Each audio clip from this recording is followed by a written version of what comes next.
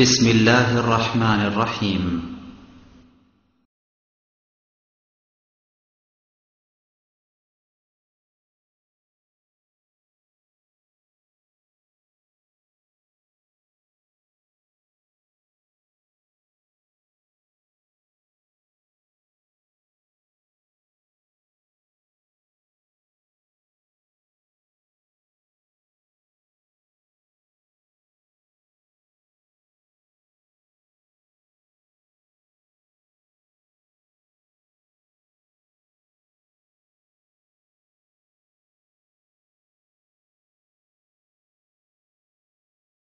السلام عليكم ورحمة الله.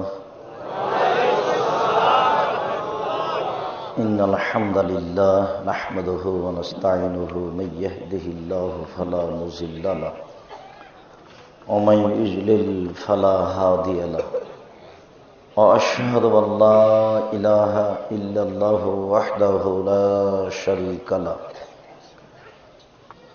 وأشهد أن محمدا عبده ورسوله. أما بعد فأعوذ بالله من الشيطان الرجيم.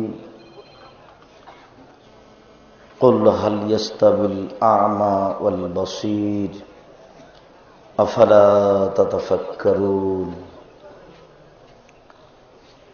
عن معاوية رضي الله تعالى عنه قال قال رسول الله صلى الله عليه وسلم من يريد الله به خيرا يفقهه في الدين.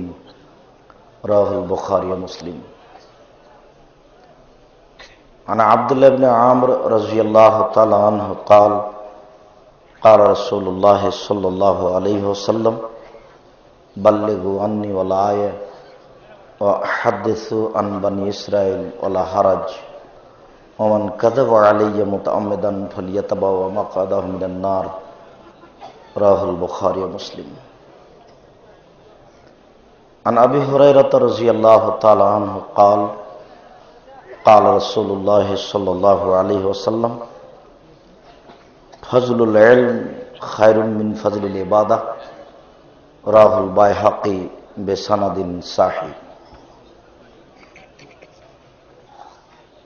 সম্মানিত উপস্থিতি, প্রশংসা আল্লাহর জন্য, শান্তি অবতীর্ণ হোক আল্লাহর রাসূলের উপর সাল্লাল্লাহু আলাইহি ওয়াসাল্লাম। আজকের দিনে বৈঠকে বক্তব্যের বিষয় বিদ্যা সম্পর্কে, ইলম সম্পর্কে গুরুত্বপূর্ণ সংক্ষিপ্ত তথ্যবহুল বিবরণের চেষ্টা করব ইনশাআল্লাহুল আজিজ।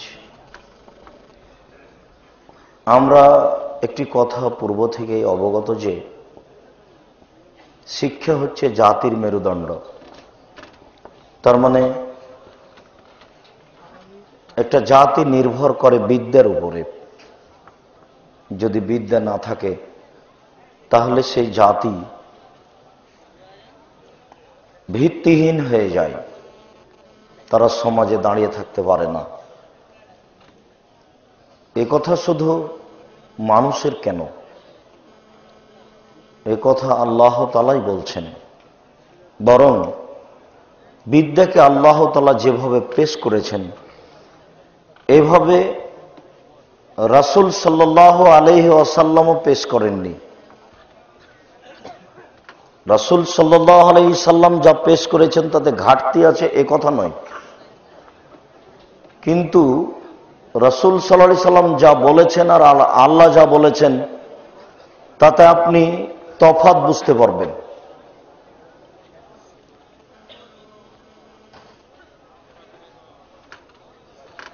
আল্লাহ তাআলা বলেন কুল হাল ইয়াস্তাবিল আ'মা ওয়াল বাসীর। হে নবী আপনি বলুন, চক্ষুওয়ালা মানুষ আর অন্ধ মানুষ কি সমান? হে নবী আপনি বলুন, তোমরা কেন চিন্তা ভাবনা করো না? প্রথমে আল্লাহ তাআলা বলছেন যারা জ্ঞানী তারা হচ্ছে চক্ষুওয়ালা, আর যারা শিক্ষিত নয়, মূর্খ, তারা হচ্ছে অন্ধ। তিনি শব্দ এভাবে উল্লেখ করেছেন। আল্লাহ তাআলা বলছেন, কুল, আপনি বলুন, হাল ইয়াস্তাবি, সমান হয় কি আল্লাযীনা ইয়া'লামুনা ওয়াল্লাযীনা লা ইয়া'লামুন, যারা পড়াশোনা জানে না আর যারা পড়াশোনা জানে, তারা কি সমান? এই কথা বলার পরে আল্লাহ তাআলা বলছেন, ইন্নামা ইয়াতাযাক্কারু উলুল আলবাব, নিশ্চয় শিক্ষিত মানুষই উপদেশ গ্রহণ করে।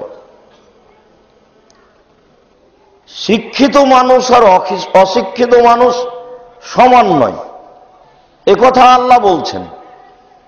এরপরে আল্লাহ তাআলা বলছেন, নিশ্চয়, অবশ্যই অবশ্যই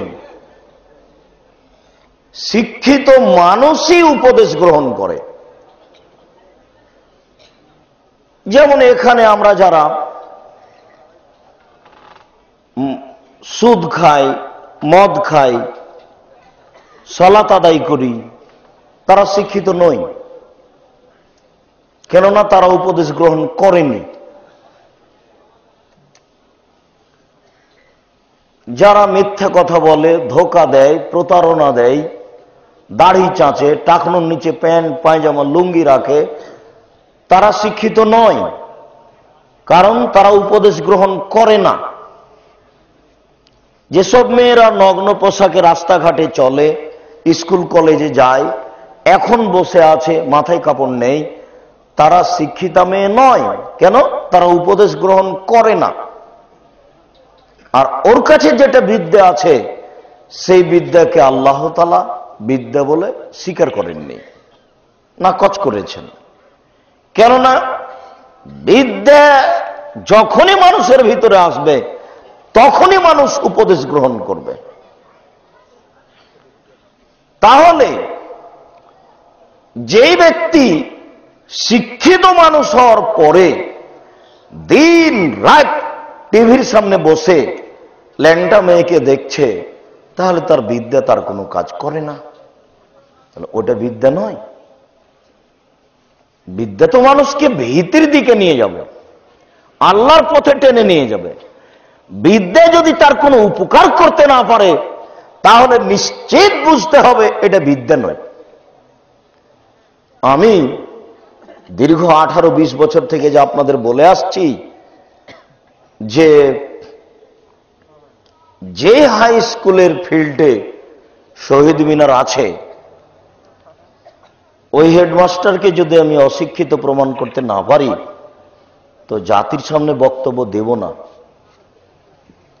যারা সংসদ ভবনে নীরবতা পালন করে, তাদেরকে যদি অশিক্ষিত প্রমাণ করতে না পারি, জাতির সামনে বক্তব্য দেব না। মাস্টার ডিগ্রি পাস পিতে কলেজের প্রিন্সিপাল, মাস্টার ডিগ্রি পাস মহিলা, হাই স্কুলের প্রধান শিক্ষিকা, দুই দিকে দুইজন বসে আছেন, মধ্যখানে ছেলে কানে ইয়ারফোন লাগিয়ে গান শুনছে। এই পিতা মাতাকে যদি আমি অশিক্ষিত প্রমাণ করতে না পারি, জাতির সামনে বক্তব্য দেব না। এটা আমার একাধিক দিনের কথা, আজকের নয়, নতুন নয়। বিদ্যা যদি জাতির উপকার না করে, তাহলে সেটা বিদ্যা নয়। এই কারণেই আবু হুরায়রা রাদিয়াল্লাহু তাআলা আনহু বলেন, রাসূল সাল্লাল্লাহু আলাইহি ওয়াসাল্লাম বলেছেন, ইরফাউল ইলম, বিদ্যা উঠিয়ে নেওয়া হবে, বিদ্যা উঠে যাবে। ওয়াকসুরাল জাহাল, মূর্খতা, বন্যতা, বর্বরতা, অসভ্যতা বেশি হয়ে যাবে। অফিরে ওয়াতিন ইয়ানজিলুল জাহাল, মূর্খতা, বন্যতা, বর্বরতা, অসভ্যতা বর্ষণ হবে। আমরা তো জানি বৃষ্টি বর্ষণ হয়, রাসূল সাল্লাল্লাহু আলাইহি সাল্লাম বলছেন মূর্খতা বর্ষণ হয়। নেন এবার আমি এই বাক্য আপনাদেরকে কি দিয়ে বুঝাবো? বাক্য তো বুখারী মুসলিমে আছে। 1450 বছর পূর্বে তিনি এই বাক্য বলেছেন। তিনি বলেছেন এনজিলুল জাহাল, মূর্খতা বর্ষণ হয়। মূর্খতা বর্ষণ হচ্ছে, তাহলে মানুষের উপরে বন্যতা মূর্খতা বর্ষণ হচ্ছে। একটা মানুষ দলীয় দাপটে একজন নিরীহ মানুষকে জেলসুলি ফাঁসি দেওয়া কোনো অপরাধী মনে করে না। ঢাকা জেলে কেন্দ্রীয় কারাগারে হাজার হাজার মানুষ আছে, 20 বছর 30 বছর 40 বছর 50 বছর থেকে, ও নিজেই জানে না আমি কেন আছি। তাহলে যারা তাকে জেলে দিয়েছে তারা নিশ্চিত মূর্খ, নিশ্চিত বন্য, নিশ্চিত বর্বর, নিশ্চিত অসভ্য। একটা ছেলে মাস্টার ডিগ্রি পাস করার পরে যদি ঠ্যাঙ্গামারা আশা ব্র্যাক এসব সংগঠনের পরিচালক হয়, তাহলে নিশ্চিত সে শিক্ষিত নয়।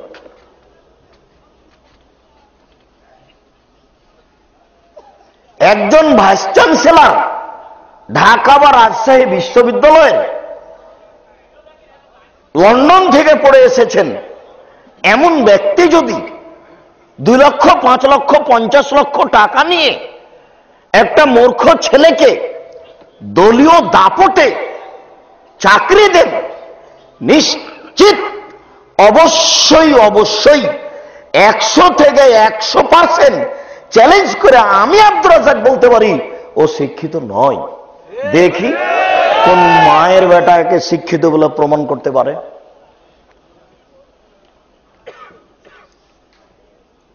আজ থেকে নিয়ে 18 বছর আগে বলেছি ব্র্যাকে ইট বিক্রি করা যাবে না, হারাম। ঠ্যাঙ্গামারা আশা এসব সংস্থায় বাংলাদেশে প্রায় 4,500 এনজিও আছে। কোন এনজিওতে ইট বাঁশ জমি বিক্রি করা যাবে না। আমি যাবে না বলেছি, এমন কোন মায়ের বেটা বাংলা ভাষায় আছে, এদেশের মাটিতে আছে, বাংলাদেশের মাটিতে আছে, কথাটা এভাবে উল্টে ধরতে পারে? কিয়ামত পর্যন্ত সময় থাকলো। আজ থেকে নিয়ে 18 বছর আগে বলেছি নাপিতকে ঘর ভাড়া দেওয়া হারাম। কেন? নাপিত দাড়ি চাঁচে, নাপিত দাড়ি ছোট করে, তাহলে ও পাপের কাজ করে। তাকে আপনি ঘর ভাড়া দিয়েছেন, আপনি নিশ্চিত পাপের সহযোগিতা করেছেন। নাপিতের কাছে ঘর ভাড়া নিয়ে ওই টাকা দিয়ে চাউল কিনে ভাত খেয়ে ইবাদত কবুল হবে না। 18 বছর আগে বলেছি, আবারও বলছি, দেখি কেমন আছে কথাটা এভাবে উল্টে ধরতে পারে।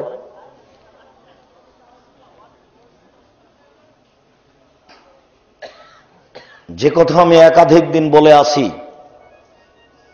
বিদ্যা না থাকার কারণেই কথাটা ঘুরিয়ে নিয়ে আসছি। মানুষ পিতার জমিদারি আছে, বড় ব্যবসা করবে, টাকা কম আছে, কলা বিক্রি করে খাবে, তার চেয়ে কম আছে চকলেট বিক্রি করে খাবে, টাকাই নাই দিন মজুরি করে খাবে, মানুষের বাড়িতে কাজ করে খাবে, অনেক কাজ দুনিয়াতে। যদি কোনো কাজই করতে না পারে ভিক্ষা করে খাবে। কেন? ভিক্ষা করে টাকা নিয়ে এসে ওই টাকা দিয়ে চাউল কিনে ভাত খেয়ে ইবাদত কবুল হবে। ভিক্ষা করা টাকা দিয়ে চাউল কিনে ভাত খেয়ে ইবাদত কবুল হবে। ভিক্ষা করা টাকা দিয়ে চাউল কিনে ভাত খেয়ে ইবাদত কবুল হবে। শ্বশুরের কাছে যৌতুক নিয়ে ওই টাকা দিয়ে চাউল কিনে ভাত খেয়ে ইবাদত কবুল হবে না। শ্বশুরের কাছে যৌতুক নিয়ে ওই টাকা দিয়ে চাউল কিনে ভাত খেয়ে ইবাদত কবুল হবে না। শ্বশুরের কাছে যৌতুক নিয়ে ওই টাকা দিয়ে চাউল কিনে ভাত খেয়ে ইবাদত কবুল হবে না। গ্রামীণ ব্যাংক, রূপালী ব্যাংক, সোনালী ব্যাংক, ঠ্যাঙ্গামারা, আশা, ব্র্যাক, আপনার ওই কি যেন আরো আছে এদেশে, যেগুলো আপনার গার্মেন্টস, এরকম যত ব্যবস্থাপনা আছে উপার্জনের, এসব জায়গাতে চাকরি করে পয়সা দিয়ে চাউল কিনে ভাত খেয়ে ইবাদত কবুল হবে না। মানুষ খাচ্ছে যে বিদ্যা নেই, এই জন্য। ওর বিদ্যা থাকলে পৃথিবীকে এত সংকীর্ণ মনে করতো না। কোটি টাকা ইনকাম করতে হবে কে বলেছে? যার জমিদারি আছে ও কোটি টাকা ইনকাম করবে। আমি দিন মজুর 200 টাকা ইনকাম করব। সে খাবে তার মতো, আমি খাবো আমার মতো। কেন? আমাদের নবী মুহাম্মদ সাল্লাল্লাহু আলাইহি সাল্লাম বলেছেন, আল ইকতিসাদু নিসফুল মাঈশা, মধ্যম পন্থায় জীবিকা নির্বাহ করা হচ্ছে, মধ্যম পন্থায় খরচ করা হচ্ছে অর্ধেক জীবিকা নির্বাহ। আর রাসূল সাল্লাল্লাহু আলাইহি ওয়াসাল্লাম বলেছেন, ফালাসাতুন মুনজিয়াতুন, 3টি কাজে মানুষ বেঁচে যায়। ফালাসাতুন মুনজিয়াতুন, 3টি কাজে মানুষ বেঁচে যায়। তার একটি হচ্ছে আল ইকতিসাদু ফিল ফাকরি ওয়াল গিনা, মধ্যম পন্থায় খরচ করা, ধনী হলেও গরিব হলেও। ধনীকে তার মধ্যম পন্থায় খরচ করতে হবে, গরিবকে তার মধ্যম পন্থায় খরচ করতে হবে। গরিব মানুষ বাজারে গিয়ে পুঁটির মাছ কিনবে, ধনী মানুষ বাজারে গিয়ে রুই মাছ কিনবে। এবং আপনাকে এটা মেনে নিতে হবে যে এটাই আমার হক। এ দিয়ে আল্লাহ আমাকে পরীক্ষা করছে। ওকে রুই মাছ দিয়ে পরীক্ষা করছেন আল্লাহ, আমাকে পুঁটির মাছ দিয়ে পরীক্ষা করছেন আল্লাহ। এটা তো একটা পরীক্ষার মাঠে মানুষ আছে। অতএব এটা তাকে মেনে নিতে হবে যে এটাই আমার জীবিকা নির্বাহের মাধ্যম। এ কারণেই অবাক হবেন একজন গরিব মানুষের উপরে আল্লাহ রাসূলের এত কঠোরতা কেন? একজন গরিব মানুষের উপরে রাসূল সাল্লাল্লাহু আলাইহি সাল্লামের এত ভারী বাক্য কেন? তিনি বলেন, সালাসাতুন, 3 শ্রেণীর মানুষ রয়েছে, লা ইউকাল্লিমুহুমুল্লাহু তাআলা ইয়াউমাল কিয়ামা, যাদের সাথে আল্লাহ বিচারের মাঠে কথা বলবেন না। 1, ওয়ালা ইউযাক্কিহিম, 2, তাদের আল্লাহ পবিত্র করবেন না। 3, ওয়ালা ইয়ানজুরু ইলাইহিম, তাদের প্রতি তিনি দয়ার দৃষ্টি দিবেন না। 4, ওয়ালাহুম আযাবুন আলীম, তাদের জন্য রয়েছে কষ্টদায়ক পীড়াদায়ক শাস্তি। 4টা বলা হয়ে গেল। তার 1 শ্রেণীর মানুষ হচ্ছে আইনুল মুস্তাকবির, গরিব গৌরবী। গরিব গৌরবী যারা, তাদের সাথে আল্লাহ কথা বলবেন না। নেন এবার, এমনিতেই গরিব মানুষ, রিক্সা চালিয়ে খায়, তার উপরে আল্লাহ রাসূল তার উপরে এত কঠিন বাণী পেশ করলেন। কি বুঝাবো আপনাকে এই বাক্য? বাক্য তো মুসলিম গ্রন্থে আছে, 1450 বছর থেকে পড়ে আছে। যারা 1 শ্রেণীর কওমি মাদ্রাসার শিক্ষক, তারা মনে করেছেন আমার কাজ 2000 থেকে 5000 টাকা বেতন পাবো, বৃহস্পতিবার দিন বেতন নিয়ে যে আহাল পরিবার নিয়ে খাবো, বাস তার দিন সহ্য। যারা আলিয়া মাদ্রাসায় চাকরি করছেন, কামিল পাস করেছেন, বাইরে থেকে পড়ে এসেছেন, 16 থেকে 18,000, 20,000, 30,000 টাকা বেতন পাবে, মাস গেলে টাকা পয়সা নিয়ে খাবে।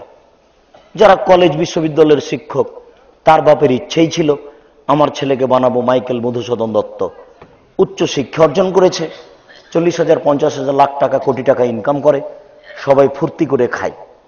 যারা ব্যবসায়ী, তারা তো ভাবছে আমাকে বিত্তশালী হতে হবে, পূর্বাচলে জমি জায়গা কিনতে হবে, 3 দিনে ধনী হতে হবে, কোটিপতি উসমান গনির চেয়ে বেশি। তাহলে সবার একটা চিন্তা ভাবনা আছে, কিন্তু কোরআন হাদিস দিন প্রচার করবে এটাকে ভাবে। আবার 1 শ্রেণীর হুজুর দেখা দিয়েছে টাকা কম হলেও মুখ কালো হয়, এটা একটা বিপদ।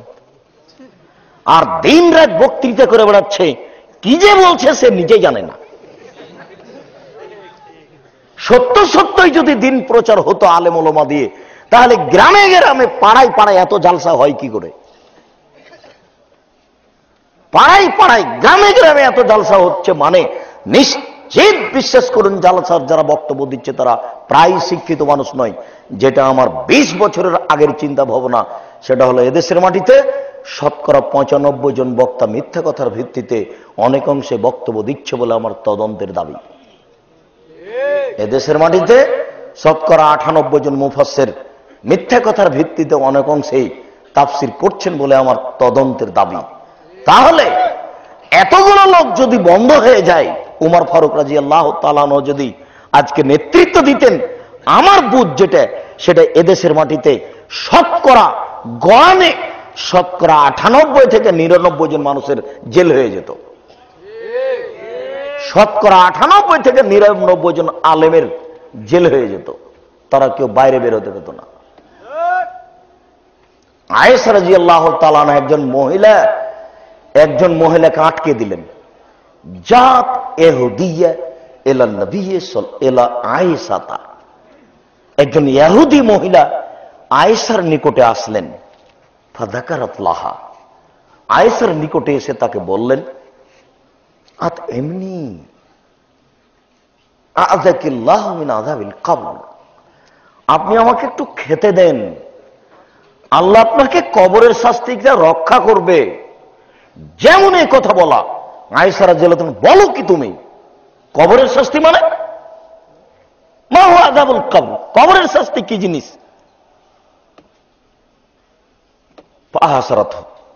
ফাআসারাত, তাকে তিনি আটকে দিলেন।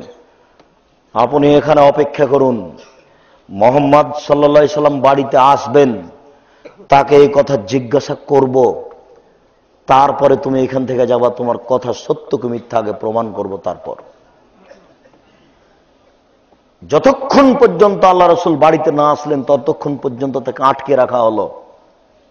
আসতেই আয়েশা রাদিয়াল্লাহু আনহা বলছেন, কালাত ইহুদিয়া, আল্লাহ রাসূল বলছেন, মা কালাতিল ইহুদিয়া, ইহুদিয়া কি বলে? আয়েশা রাদিয়াল্লাহু তাআলা আনহা বলেন, ইহুদিয়া বলছে, ইহুদি মহিলা বলছে যে কবরে শাস্তি হয়। তো এই কথা তো আমি কোনোদিন শুনিনি যে কবরে শাস্তি হয়, এর কারণে আমি তাকে আটকে রেখেছি, কথা প্রমাণ না হওয়া পর্যন্ত তাকে ছাড়ব না। তখন রাসূল সাল্লাল্লাহু আলাইহি সাল্লাম বলেন, আযাবুল কবরে হক, হ্যাঁ কবরের শাস্তি সত্যই। ফাকামা ওয়া রাফা ইয়াদাইহি ওয়া দা, তখনই তিনি দাঁড়ালেন এবং হাত উঠালেন। দীর্ঘ সময় ধরে কবরের শাস্তিকে লক্ষ্য করে হিসাব করে তিনি দোয়া প্রার্থনা করলেন। আজকে যদি মানুষ এক শ্রেণীর আলেমের মিথ্যা বক্তব্যের কারণে তাকে আটকে দেওয়ার সিদ্ধান্ত নিত, তাহলে এত ঘন ঘন জালসা হতো না, এত মিথ্যা তাফসিরও হতো না, এত মিথ্যা বক্তব্য হতো না। আপনিও অবাক হবেন যে এমন তাফসির হয় কি করে, কেমন তাফসির? বুখারীর হাদিসে এসেছে, ইব্রাহিম আলাইহিস সালাম তার স্ত্রী এবং তার দুধের বাচ্চাকে নিয়ে আসলেন। ফাওয়াজাহুমা ইনদা দাওহাতা ফাওকা জামজামা আলাল মসজিদে, তিনি তার স্ত্রী এবং দুধের বাচ্চাকে বড় গাছের নিচে, পাকুড় গাছের নিচে জমজম কূপের উপর কাবা ঘরের পাশে রেখে চলে গেলেন। ইব্রাহিম আলাইহিস সালাম তার স্ত্রী এবং দুধের বাচ্চাকে জমজম কূপের উপর কাবা ঘরের পাশে রেখে চলে গেলেন। পিছনে পিছনে স্ত্রী হাঁটছেন আর বলছেন, আয়না তাযহাব ইয়া ইব্রাহিম, ইব্রাহিম কোথায় যাচ্ছেন? আয়না তাযহাব ইয়া ইব্রাহিম, ইব্রাহিম কোথায় যাচ্ছেন? অতাতরুকুনা ফি হাযাল ওয়াদি লাইসা ফিহি ইনসুলা শা, আপনি এমন একটা উপত্যকা আমাদেরকে রেখে যাচ্ছেন যেখানে মানুষজন তো নেই, কোনো কিছুই নেই, ঘাস পাতাও নেই। হাজার হাজার কিলোমিটার হেঁটে গেলে কোনো মানুষজন নেই, ঘাস পাতাও নেই।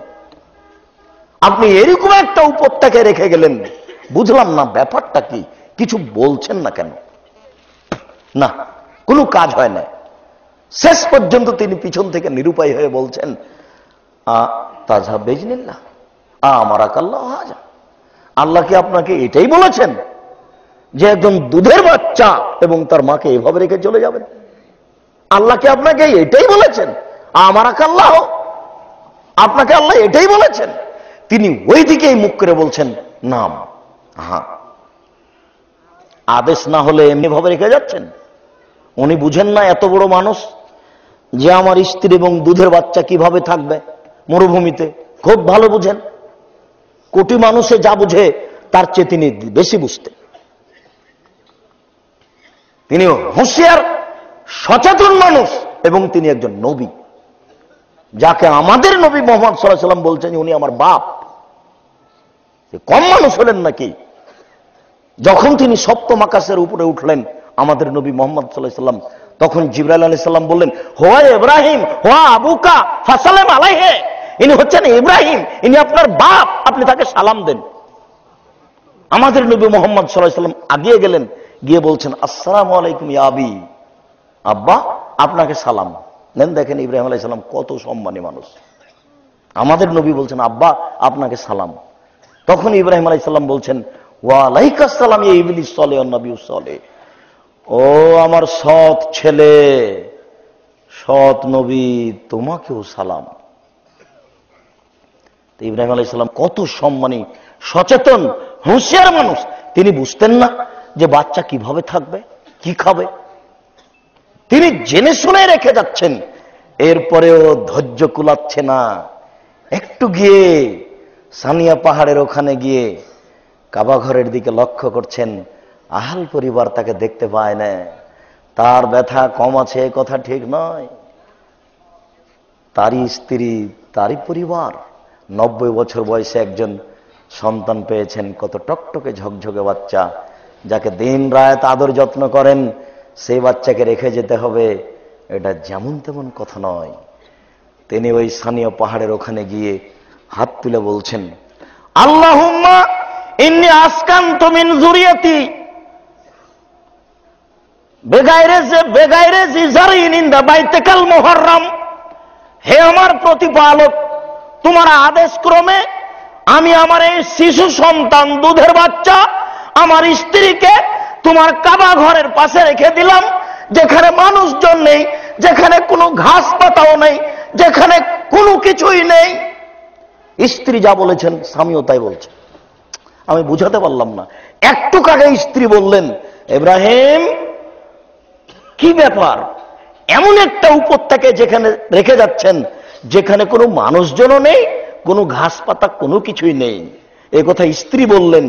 একটু পরে স্বামীও এ কথা বলছেন, আল্লাহ আমি আমার পরিবারের কিছু অংশ রেখে দিলাম ইনদা গাইরে জিরাইন, যেখানে কোনো ঘাস পাতা হয় না, যেখানে কোনো কিছুই নেই, তোমার কাবা ঘরের পাশে।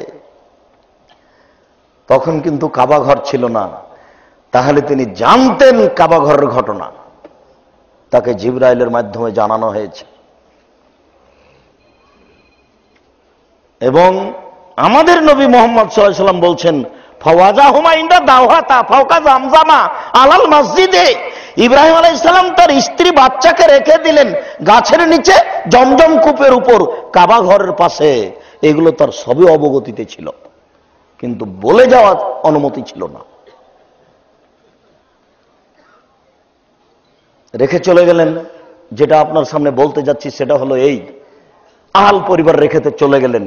কিছুদিন পর 5, 6, 7 বছর এরকম একটা পরে আল্লাহ বলছেন ছেলেকে কুরবানি করতে হবে। ইব্রাহিম আলাইহিস সালাম চলে আসলেন, ছেলেকে কুরবানি করবেন। এখন তিনি বলছেন, আব্বু আমি স্বপ্নে দেখছি তোমাকে কুরবানি করছি। ছেলে বলছে, আবাতি ফাতমা তোমারও সাথে যদি ইনশাআল্লাহ মিনাস সাবিরিন, আব্বা আপনি যা স্বপ্নে দেখেছেন তা বাস্তবায়ন করুন, আপনি আমাকে ধৈর্যশীল পাবেন। ফাসলামা, বাপ এটা একমত হয়ে গেলেন। বাপ ছেলেকে নিয়ে চলে গেলেন মিনা মাঠে। পাশে বিশাল উঁচু পাহাড়, এরকম একটা সমতল জায়গায় নিচে ছেলেকে উপর করে সইয়ে দিলেন। উপর করে সইয়ে দিয়ে বারবার ছুরি চালাচ্ছেন। আল্লাহ তাআলা বলছেন, ইব্রাহিম কাদ সাদ্দাকতা হুয়া, ইব্রাহিম তুমি তোমার স্বপ্নকে বাস্তবায়ন করেছ, তোমার ছেলেকে কুরবানি করতে হবে, এই ঠেকা আমার বাঁধেনি। আসলে তোমাকে আমি পরীক্ষা করছিলাম, তুমি পরীক্ষায় পাস করতে পারো কিনা, তুমি পরীক্ষায় পাস করে গেছো। আমি যেটা বলছি সেটা হলো এই, যে রেখে যাওয়ার 5 বছর পরে বা 7 বছর পরে আসলেন মুসাফির মানুষ, মিশর, ইরাক, সিরিয়া থেকে এসেছেন, তো 3 দিন 300 উট জবে করলেন কি করে? 300 উট কি এইখানে আছে গো? 100 উট সংগ্রহ করাই জটিল, মানুষই নাই তো উঁটা লোকসলত কোথা থেকে? আমি বুঝাতে পারছি না ঘটনা কোথায় আমি কথা বলছি, তাকে বুঝতে পেরেছেন? মানুষই নাই তো উঁটা আসলো কোথা থেকে? উনি যখন ছেলেকে কুরবানি করছেন তখন 90 বছরের বৃদ্ধ মানুষ, চুল দাড়ি পেকে গেছে। দেখছেন ফেরেশতা, কোন মানুষ নাই মাঠে। দেখছেন আল্লাহ, দর্শক ফেরেশতা, দর্শক হচ্ছেন আল্লাহ, যে ইব্রাহিম ছেলেকে কুরবানি করছেন, কোন মানুষ দর্শক নেই। এখানে 300 উট আসলো কি করে? যেটা আপনাকে বলছি, এই 3 দিন 300 উট কুরবানি করেছেন, এই তাফসীর নগদ মিথ্যে। এই কথাটা বলার জন্য কথা এতক্ষণ পর্যন্ত ঘুরিয়ে নিয়ে আসছে। যদি আপনি মনে করেন, তাহলে আপনাকে আমি এখানে দুটো অংশ শুনিয়েছি। সেটা হলো এই, রাসূল সাল্লাল্লাহু আলাইহি সাল্লাম একদা কবরের শাস্তিকে হিসাব করে দাঁড়িয়ে হাত তুলে দোয়া করলেন। বুখারী মুসলিমের এই অংশে জানতে পারলাম যে ইব্রাহিম আলাইহিস সালাম ওইখানে দাঁড়িয়ে কাবা ঘরের দিকে মুখ করে ছেলে মেয়ের জন্য, আহাল পরিবারের জন্য দীর্ঘ সময় হাত তুলে দোয়া করলেন। জি, আহাল পরিবারের জন্য হাত তুলে দোয়া করতে হয়, ছেলে মেয়ের জন্য হাত তুলে দোয়া করতে হয়, বিপদে পড়ে হাত তুলে দোয়া করতে হয়, কবরের পাশে গিয়ে হাত তুলে দোয়া করতে হয়, কবরের শাস্তিকে হিসাব করে হাত তুলে দোয়া করতে হয়, চন্দ্রগ্রহণে হাত তুলে দোয়া করতে হয়, সূর্যগ্রহণে হাত তুলে দোয়া করতে হয়, যুদ্ধের মাঠে হাত তুলে দোয়া করতে হয়, পানি চাইতে গিয়ে সবাই মিলে হাত তুলে দোয়া করতে হয়, কাবা ঘর দেখে হাত তুলে দোয়া করতে হয়, সাফা পাহাড়ে উঠে হাত তুলে দোয়া করতে হয়, মারোয়া পাহাড়ে উঠে হাত তুলে দোয়া করতে হয়, আরাফার মাঠে হাত তুলে দোয়া করতে হয়, মুজদালিফার মাঠে হাত তুলে দোয়া করতে হয়, পরের 2 দিন পাথর নিক্ষেপ করার পরে হাত তুলে দোয়া করতে হয়। হাত তুলে দোয়া করলে খালি হাত ফিরিয়ে দিতে আল্লাহ লজ্জা পান। হাত তুলে দোয়া করলে খালি হাত ফিরিয়ে দিতে আল্লাহ লজ্জা পান। হাত তুলে দোয়া করলে খালি হাত ফিরিয়ে দিতে আল্লাহ লজ্জা পান। হাত তুলে দোয়া করা মানুষের জীবনে একটা গুরুত্বপূর্ণ, অতীব গুরুত্বপূর্ণ কাজ। হাত তুলে দোয়া করা উচিত, হাত তুলে দোয়া করা উচিত। হাত তুলে দোয়া করার প্রমাণে হাদিস আছে প্রায় 42টি সহিহ হাদিস আছে, 33টা সহিহ হাদিস আছে বুখারী মুসলিমে। জানাজার পরে, সভা সমিতির পরে, ঈদের মাঠে, 5 ওয়াক্ত সালাতের পরে, এরকম কোন অনুষ্ঠানের পরে সবাই মিলে হাত তুলে দোয়া করলে রাসূলকে অপমান করা হবে? এরই নাম বিদআত। বিদআত করলে রাসূলকে উপেক্ষা করে জান্নাত কিনা যায় না, ভুল হিসাব। হাত তুলে দোয়া করা আপনার ব্যক্তিগত ব্যাপার, সমষ্টিগত ব্যাপার হলো যখন পানি চাইতে যাবেন। বলছিলাম, সম্মানিত দিনী ভাই, বিদ্যার অভাবে আজকে আলেমেরা মিথ্যা ধর্ম প্রচার করছে জাতির সামনে। এমনিতেই ঘন ঘন জালসা হওয়া, এগুলো ইসলাম ধ্বংসের মাধ্যম। সাথে সাথে জালসাকে লক্ষ্য করে 15 দিন 20 দিন আগে থেকে নানান ধরনের খরচ, তারপর মঞ্চ সাজানো, আর বাল্ব আলোকসজ্জা দেওয়া। আবার এটা তো কাঞ্চন কি যেন এলাকা, পূর্বাচল, জালসার জন্য আলোকসজ্জা সাজিয়েছে, একবারে বাল্ব জ্বলছে 1 কিলো পর্যন্ত। অবাক, বেটির বিবাহ নাকি? আলোকসজ্জা কেন? যে আবার জালসাকে লক্ষ্য করে হাফ কিলো 1 কিলো পর্যন্ত দোকান পাট, কত পুতুল বিক্রি হচ্ছে, কত তাসবিহ বিক্রি হচ্ছে, মনে হচ্ছে যেন একটা হিন্দুদের নগদ মেলা। একদিনকে প্রচারকে লক্ষ্য করে এরকম হচ্ছে।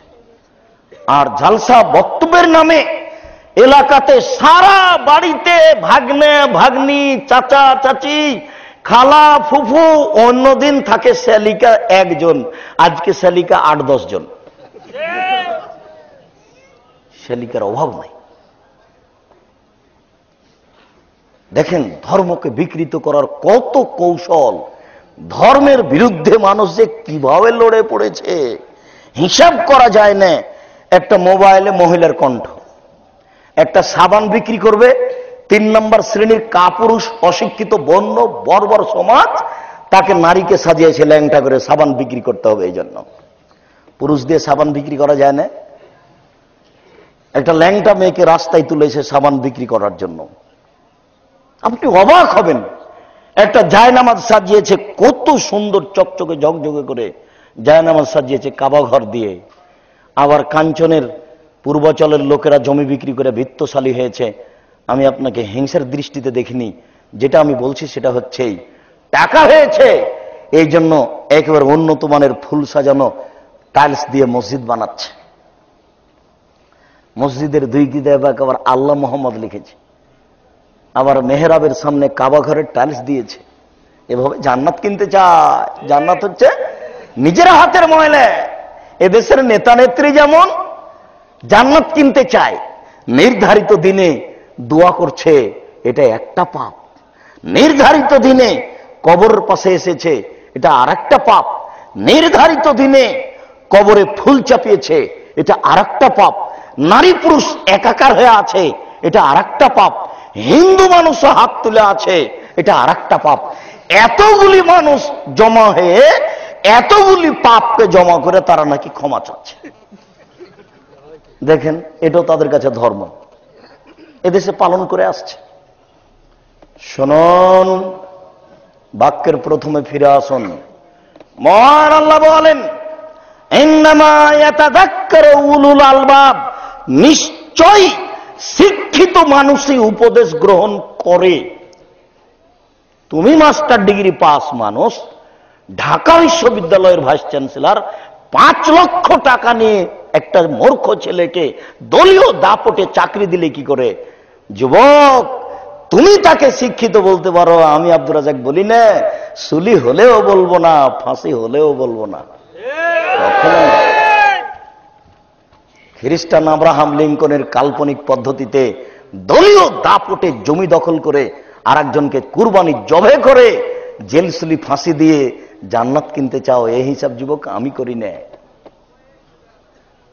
তোমাকে বলতে এসেছি, তুমি অশিক্ষিত ছেলে, জাতির উপকার করতে বিদ্যা অর্জন করেছিলে, জাতির ক্ষতি করেছ। বলো তুমি কেমন শিক্ষিত? একটা মেয়ে ক্লাস 8 থেকে নিয়ে এদেশের যুবককে তার শরীরের অঙ্গ প্রত্যঙ্গ দেখিয়ে পাপী করছে। সে মাস্টার ডিগ্রি পাস করেছে, বিবাহ হয়ে গেছে, আরে 3 ছেলের মা, তবু ল্যাংটা হয়ে আছে। তাহলে এ কত মানুষকে পাপী করলো তার জীবনে, এর পরেও নাকি সে শিক্ষিতা মেয়ে। বলো যুবক, তোমাকেও তো একটু শরম লাগা দরকার যে কেমন হয় না, এটা শিক্ষিতা মেয়ে নয়। বিদ্যা দ্বারা মানুষের ক্ষতি করে কি করে? এটা একটা বিদ্যার কাজ। আর ঈমান তো ভিন্ন জিনিস।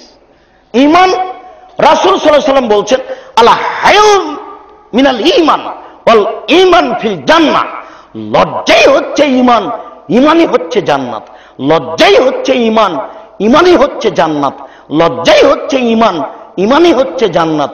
হঠাৎ করে ঘরের বাইরে গেছিল, হঠাৎ করে ওই ঘরে গেছিল, দেখে তার দেবর বসে আছে, মাথায় কাপড় ছিল না। চট করে ফিরে এসে, ছি ছি ছি ছি ছি, নাউজুবিল্লাহ, ওই ঘরে তো আমার দেবর বসেছিল, ওটা তো আমি খেয়াল করিনি, ও তো আমার মাথার চুল দেখে নিল, নাউজুবিল্লাহ। এটা কেন করছে? তার ঈমান আছে। ঈমান তাকে বলছে যে কাজটা ঠিক হয়নি। এবার যদি ভাবি বলে, ও আহমদ তুমি এখানে আছো, আরে শোনা, তোমাকে আমি খুঁজছি, বলেন আপনি একে আপনি শিক্ষিতা বলবেন? আমি বুঝতে পারি না, আমরাই আসলে জাতির কাছে উপযুক্তভাবে শরীয়ত পেশ করতে পারলাম না। এই জন্য আমি আল্লাহকে বলি, আল্লাহ আমাদের দিয়ে যদি তুমি খিদমত নিতে চাও, তাহলে আমাদেরকে জাতির সামনে গ্রহণীয় করো। জাতি যেন আমাদের কথা গ্রহণ করে, নির্দ্বিধায় নির্ভীকভাবে জেলসুলি ফাঁসির 5 পয়সা দাম না দিয়ে আমরা জাতির সামনে দিন প্রচার করতে পারি। এই তৌফিক তুমি দান করো, এই সাহস তুমি দাও। আর যদি আমাদের দিয়ে না হয়, তাহলে তুমি এমন মানুষ নিয়ে আসো যারা নির্ভীকভাবে এই জুয়াচোরদের বিরুদ্ধে, এই লুটারুদের বিরুদ্ধে, অন্যায় অবিচারের বিরুদ্ধে মুখে কলমে বিজ্ঞাপনে লিফলেটে লেগে পড়বে। এটাই তো আমি আপনাদেরকে বলতে চেয়েছি। দীর্ঘ 15 বছর থেকে আমি ঢাকা শহরে আসি, দীর্ঘ 18 বছর থেকে আমি রাজশাহী মাদ্রাসার এক শিক্ষক, দীর্ঘদিন দায়িত্ব পালন করেছি। আমার সময়ের অভাবে আমি দায়িত্ব ছেড়ে দিয়েছি। আমি তখন থেকে ভাবছিলাম, রাজশাহীতে একটি প্রতিষ্ঠান গড়েছি, ভালো কথা। ঢাকায় বা ঢাকার আশেপাশে এমন জমি কোথায় পাওয়া যাবে যেখানে পরিকল্পনা মাফিক বিদ্যার ব্যবস্থা করা যাবে, যেখানে ছেলেরা উন্নত মানের শিক্ষা অর্জন করে যথাযথভাবে আরবি, বাংলা, ইংরেজি জ্ঞান অর্জন করে এই অন্যায়ের বিরুদ্ধে লড়বে, অবিচারের বিরুদ্ধে লড়বে, এই জুয়াচ্চরদের বিরুদ্ধে লড়বে, এই খ্রিস্টান আব্রাহাম লিঙ্কনের কাল্পনিক পদ্ধতির বিরুদ্ধে লড়বে। তারা জেল, সুলি, ফাঁসির 5 পয়সা দাম দেবে না। তারা সব সময় মুখে ও কলমে জেল, সুলি, ফাঁসিকে দাম না দিয়ে মাঠে লড়বে।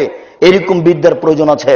বিদ্যা দিয়ে আল্লাহর সাহায্যে এই অন্যায়ের বিরোধিতা করা যেতে পারে, বিদ্যা ছাড়া করা যায় না।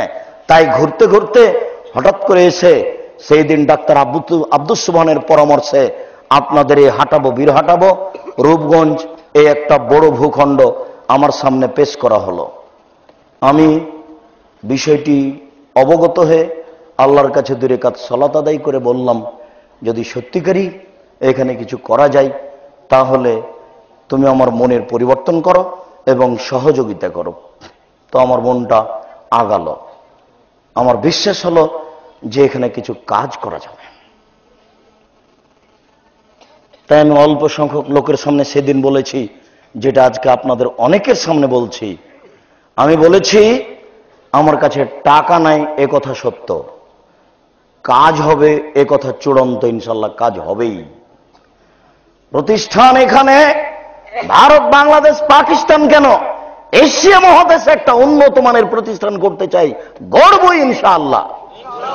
জাকির নায়েকের একার আল্লাহ নয়, আমাদেরও আল্লাহ। তার উপরে রহমত হয়, আরো অন্যান্য লোকের উপরে রহমত হয়, আমাদের উপরে হবে না। আল্লাহর রহমতের অভাব হয়েছে নাকি? তার দয়ার অভাব নাই। তিনি বড় দয়াশীল, তিনি বড় ক্ষমাশীল। তার বড় দয়ার আশাধারী হয়ে মাঠে নেমেছি। অতএব সম্মানিত দিনী ভাই, আমি আপনাদেরকে বলে যাচ্ছি, বিদ্যার মাধ্যমে এই জাতির আকীদা আদর্শের পরিবর্তন করব ইনশাআল্লাহ। এইটা দিয়েই অন্যায় অন্যায় অবিচারকে ঠেকাবো ইনশাআল্লাহ। উপযুক্ত বিদ্যা ছাড়া জাতির সাথে লড়া যায় না, উপযুক্ত বিদ্যা ছাড়া জাতির মোকাবেলা করা যায় না। উপযুক্ত বিদ্যার একান্ত জরুরি। আমি আরো বিশ্বাসী যে আমার নিয়তে কোনো ত্রুটি নাই।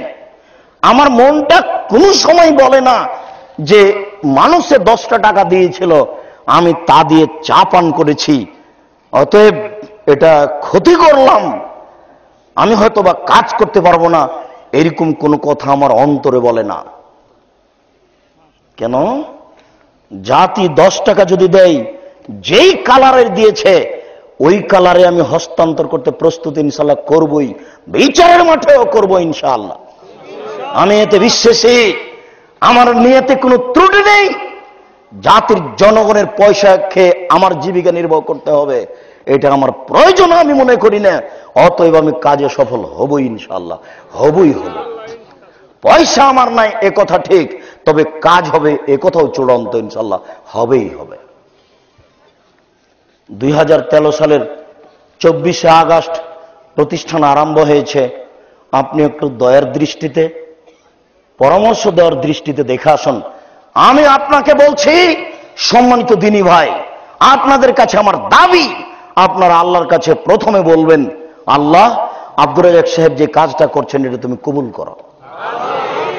দ্বিতীয়, আপনারা পরামর্শ দিবেন, উন্নত মানের প্রতিষ্ঠান করতে হলে এই করা লাগবে, আপনাদের পরামর্শ আমি সাদরে গ্রহণ করব। তৃতীয়, আপনারা ছেলে মেয়ে দিয়ে প্রতিষ্ঠানকে মূল্যায়ন করবেন। ইনশাআল্লাহ আমরা লক্ষ্য উদ্দেশ্যে পৌঁছবো ইনশাআল্লাহ। সাথে সাথে রাসূল সাল্লাল্লাহু আলাইহি সাল্লাম যখন জনগণের পয়সা ছাড়া কোনো কাজ করতে পারেননি, আমরা জনগণের পয়সা ছাড়া কাজ করতে পারবো, এটাও আমি বিশ্বাস করি না। জনগণের মাধ্যমেই এটা হবে। অতএব এলাকাবাসী, আপনাদের কাছে আমার পক্ষ থেকে আন্তরিকভাবে জোরালো অনুরোধ রাখলাম, আমার প্রতি আপত্তি না তুলে যে কোনো মূল্যে 10 টাকা হোক, 10,000 হোক, 10 লক্ষ টাকা হোক, আপনারা সেখানে সহযোগিতা করার ব্যাপারে মন উৎফুল্ল করে আগিয়ে যাবেন, পিছে হটবেন না ইনশাআল্লাহ। পতিতালয়ের মহিলা যদি কুকুরকে পানি পান করে জান্নাত পেতে পারে, পতিতালয়ের মহিলা যদি কুকুরকে পানি পান করিয়ে জান্নাত যেতে পারে, এই নিঃস্বার্থপর প্রতিষ্ঠানে 10 টাকা দান করলে জান্নাত হবে ইনশাআল্লাহ, যেখানে কোনো প্রকার স্বার্থ নেই। অতএব আমি এলাকাবাসীর কাছে এই কথা জোরালোভাবে বলছি, আপনি আমার সাথে সরাসরি যোগাযোগ করুন। যারা দায়িত্বরত শিক্ষক আছেন তাদের সাথে যোগাযোগ করুন, অথবা এই অ্যাকাউন্টে যোগাযোগ করুন 007-112-000-4027 আল আরাফা ইসলামী ব্যাংক, রাজশাহী। আপনি এর মাধ্যমে সহযোগিতা করুন। এই প্রতিষ্ঠান একদিন আপনার দেখতে না দেখতে এক পর্যায়ে পৌঁছে যাবে, তখন আপনি হয়তোবা ইচ্ছা করলে কিছু করতে পারবেন না। সেই সময় আসার আগেই কিছু করুন, যে কথা আমি বলছিলাম। সম্মানিত দিনী ভাই, এবছরের ভর্তির তারিখ 3রা জানুয়ারি, রোজ শনিবার। মহান আল্লাহ বলেন, ইন্নামা ইয়াতাযাক্কারু উলুল আলবাব, নিশ্চয়ই উপদেশ গ্রহণ করে শিক্ষিত মানুষ। এই কথাটা নিয়ে আপনার সামনে আমি এত কথা পেশ করছি। শুধু এই কথাটা নিয়ে আপনার যদি অংশ বিশেষ আপনাকে দেখাই, তাহলে মহিলাদের একটা অংশ, পুরুষদের একটা অংশ, সুদ ঘুষের একটা অংশ, ইবাদতের একটা অংশ, সব জায়গাতে আপনি দেখতে পাবেন বিদ্যার অভাবে এই কিছু ঘটছে। একজন হাজি কোটি টাকার মালিক, কোটি টাকার মালিক হলেই কি এই মসজিদের টাইলস গুলো এত দামি লাগাতে হবে চকচকে? কেন লাগালেন? কেন উনি এই চকচকে টাইল লাগাবেন? স্টাইল উনি টাইলস উনি লাগাবেন, আমাদেরকে জিজ্ঞাসা করবেন, বড় আলেমকে জিজ্ঞাসা করবেন। আপনি মসজিদ স্বর্ণ দিয়ে বানান, তাতে আসে যায় না। এক কালার নিয়ে আসেন, শ্বেত পাথর নিয়ে আসেন, বহির্বিশ্ব থেকে পাথর নিয়ে এসে মসজিদ বানান। এক কালার হতে হবে, সাদা হবে। আপনি রংচঙ্গে টাইলস দিয়ে মসজিদ বানালেন, আল্লাহ আকবর বলার পরে ওইদিকে তাকিয়ে আছে। মনে মনে মুসাল্লি বলছি, বাপরে কত সুন্দর টাইলস গো। এই বাক্যটার কি হবে আর ওই বাক্যটার কি হবে? যেখানে রাসূল সাল্লাল্লাহু আলাইহি সাল্লাম বললেন আয়েশাকে, আয়েশা ইজাবান্নি কিরামাকে, তুমি আমার সামনে থেকে তোমার চাদরটা নিয়ে যাও। আল হাতনি মিন সালাতি, আরে তোমার চাদর আমাকে সালাত থেকে দূরে সরিয়েছে, আমার একাগ্রতা নষ্ট করেছে। তোমার চাদরে ছিল কালো ডোরা ডোরা চকচকে দাগ, ওইদিকে তাকাতে তাকাতে আমি সালাত ভুলে গেছি। সরাসরি সরাও, তাড়াতাড়ি সরাও। যেখানে রাসূল সাল্লাল্লাহু আলাইহি সাল্লাম বললেন, মান তাওয়াদ্দা ফাহসানাল ওযুয়া, কেউ যদি সুন্দর করে অজু করে সুন্দর করে অজু করে, ওয়া সাল্লা রাকাতান, 2 রাকাত সালাত আদায় করে, লাম ইউহাদ্দিস নাফসাহু ফিহিমা, মনে মনে কথা না বলে, 2 রাকাত সালাত আদায় করে, মনে মনে কথা না বলে, ওয়াজাবাত লাহুল জান্নাহ, তার জন্য জান্নাত জরুরি। বলেন এই টাইলসের কি হবে আর মনে মনে কথার কি হবে? কত যে পথ মানুষকে খালে সন্ত্রে ইবাদত করার ব্যাপারে প্রতিবন্ধক, কত পথ, তার কোনো হিসাব নাই। একটা কোরআন মাজিদ মানুষ ছাপাচ্ছে, তাতে লিখছে কোরআন শরীফ, আবার নুরানি হাফেজি, তারপর কত দেখেন বানানো দোয়া, কত কথা, তার কোনো হিসাব নাই। কোরআনের উপরে তাদের আক্রমণ, মসজিদের উপরে আক্রমণ, জায়নামাজের উপরে আক্রমণ, সাবান বিক্রি তো আছেই, দাঁতের পাউডার বিক্রি তো আছে। শুনুন, মহান আল্লাহ বলেন, অতিলকাল আমসাল নাজরিবুহা লিন্নাস লা ইয়াকিলুহা ইল্লাল আলিমুন, অসংখ্য আমি নিদর্শন পেশ করেছি। আকাশ, জমিন, সূর্য, চন্দ্র, কোটি কোটি নিদর্শন রয়েছে। তুত গাছ গরুতে খেলে গোবর হয়, তুত গাছ হরিণে খেলে কুস্তুরি হয়, তুত গাছ পলু পোকা খেলে রেশমি সুতা হয়। কে বানায় সেটা? কে করে? কিছুদিন মুরগি ডিম নিয়ে বসে, কয়দিন পরে বাচ্চা বের হয়ে আসে। কে করে? অসংখ্য নিদর্শন আমি রেখেছি মানুষের জন্য। লা ইয়াকিলুহা ইল্লাল আলিমুন, এইসব নিদর্শন শিক্ষিত মানুষ ছাড়া কেউ বুঝে না। এইসব নিদর্শন শিক্ষিত মানুষ ছাড়া কেউ বুঝে না, এসব নিদর্শন শিক্ষিত মানুষ ছাড়া কেউ বুঝে না। তাই তো তিনি বলছেন, ফালাম আন্নাহু লা ইলাহা ইল্লাল্লাহ, তোমরা এই বিদ্যা অর্জন করো যে আল্লাহ ছাড়া কোনো মাবুদ নেই। বিদ্যার সূচনায় আসো তোমরা, তোমরা এই বিদ্যা অর্জন করো যে আল্লাহ ছাড়া কোনো মাবুদ নেই। এরপরে আস্তাগফিরুল্লাহ যামবিক, তোমার পাপের জন্য ক্ষমা চাও। আজকে দেখেন আপনাদের অবস্থায় বলি, কতজন দোকানে আড্ডা পিটছে এখন,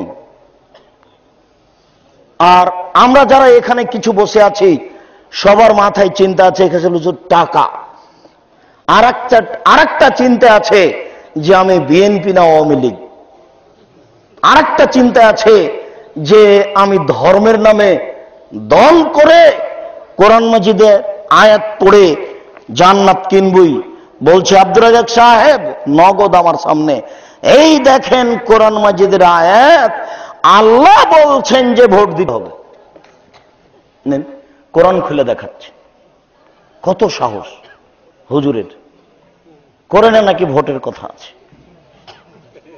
অথচ পৃথিবীতে সবচেয়ে ন্যাক্কারজনক, নোংরা, জঘন্য, বর্বর, অসভ্য, ঘৃণিত কাজ হচ্ছে নির্বাচন পদ্ধতি।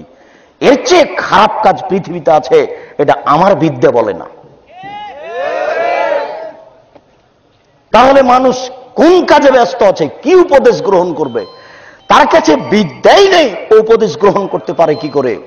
শুনুন, মহান আল্লাহ বলেন, ওমা ইয়াস্তাবিল আমা ওয়াল বসীর ওয়ালা যিল্লু ওয়ালাল হারুর ওয়ালা যুলুমাতু ওয়ালান নূর ওমা ইয়াস্তাবিল আহিয়া ওয়াল আমওয়াত। অবাক হবেন আপনি, শিক্ষিত মানুষ আর অশিক্ষিত মানুষের পার্থক্য দেখাচ্ছেন মহান আল্লাহ। মহান আল্লাহ বলেন, যারা শিক্ষিত তারা চক্ষুওয়ালা, যারা অশিক্ষিত তারা হচ্ছে অন্ধ। এক, দুই, যারা শিক্ষিত তারা আলোতে রয়েছে, যারা অশিক্ষিত তারা অন্ধকারে রয়েছে। তিন, যারা শিক্ষিত তারা ছায়াতে রয়েছে, যারা অশিক্ষিত তারা রৌদ্রে রয়েছে। চার, যারা অশিক্ষিত তারা হচ্ছে মরা দেহ, আর যারা শিক্ষিত তারা হচ্ছে জীবিত দেহ। কি দিয়ে বুঝায় আপনাকে আমি আয়াতের ব্যাখ্যা জাতির সামনে সঠিকভাবে দিন প্রচারই করতে পারলাম না। কি দিয়ে বুঝায় আপনাকে আমি আয়াতের ব্যাখ্যা? মহান আল্লাহ বলছেন, যারা শিক্ষিত তারা হচ্ছে জীবিত দেহ, আর যারা অশিক্ষিত তারা হচ্ছে মরা দেহ। লোকটা মারা গেছে, বলেন ও কি করতে পারে? পীর মুরিদের 24টি নীতিমালা আছে। পীর মুরিদের 24টি নীতিমালার একটা নীতিমালা হচ্ছে, মুরিদ থাকবে পীরের কাছে মরা মানুষ যেমন গোসলদাতার হাতে, মরা মানুষ যেমন গোসলদাতার হাতে, গোসলদাতা এই মরা মানুষকে গোসল দেওয়াচ্ছে, উল্টে ধরুক আর সোজা করে ধরুক, আর যেখানে হাত লাগাক কোন সময় বলতে পারবে না ছি ছি কেমন হয়ে গেল না এটা। তা কি বলবে মনে করেন? ওখানে পীর মুরিদের নীতিমালাতে আছে যে মুরিদ থাকবে পীরের হাতে, মৃত ব্যক্তি যেমন গোসলদাতার হাতে। মুরিদ নিয়ে গেছে তার বউকে পীরের কাছে কিছু উপদেশের জন্য। এখন পীর কিছু অন্যায় আচরণ করেছেন, স্ত্রী যদি বলে এটা কেমন হয়ে গেল, তাহলে মুরিদি কেটে যাবে, ওখানে থাকতে পারবে না। তাহলে ও শিক্ষিত মানুষ নয়, আমি বুঝাতে অক্ষম। আল্লাহ তাআলা বলছেন, জীবিত বিদ্যা হচ্ছে জীবিত দেহ, আর মূর্খতা হচ্ছে মরা দেহ। যুবক তুমি বলো, তুমি টাকনুর নিচে প্যান্ট পরে আছো, তুমি শিক্ষিত না অশিক্ষিত? যুবক তুমি বলো, তোমার বোন এখন মাথায় কাপড় না দিয়ে ফতুয়া গায়ে দিয়ে এখানে বসে আছে। যুবক তুমি বলো, তোমার মা শোকে যে পুতুল সাজিয়েছে। যুবক তুমি বলো, তুমি নেতা নেত্রীর ছবি বাড়িতে ঝুলিয়ে সাজিয়ে রেখেছ? তুমি বলো তুমি মরা দেহ না জীবিত দেহ? মহান আল্লাহ বলেন, ইন্নামা ইয়াখশাল্লাহ মিন ইবাদিহিল উলামা, নিশ্চয় নিশ্চয় অবশ্যই অবশ্যই আল্লাহকে ভয় করেন শিক্ষিত মানুষ। শিক্ষিত মানুষ তো কই আল্লাহকে ভয় করে না কেন? একটু কথা,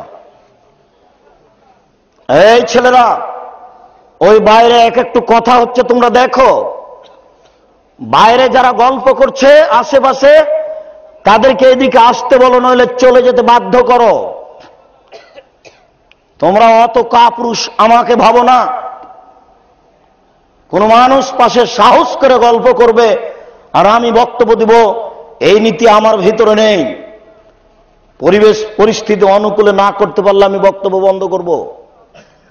অতএব তোমরা সোচ্চার হও। আশেপাশে কেউ মোটরসাইকেল স্টেট দিতে পাবে না, এ ব্যাপারে তোমরা সোচ্চার হও। তার যতই কাজ লাগুক না কেন, এখন যদি তার ডাক হয় ঢাকা হাইকোর্টে, তবু স্টেট দিয়ে যেতে পাবে না, এখান থেকে বন্ধ করে যেতে হবে। সুলি ফাঁসির হুকুম হলেও হবে না। কেন? আমি এখন আল্লাহ রাসূলের কথার অনুবাদক,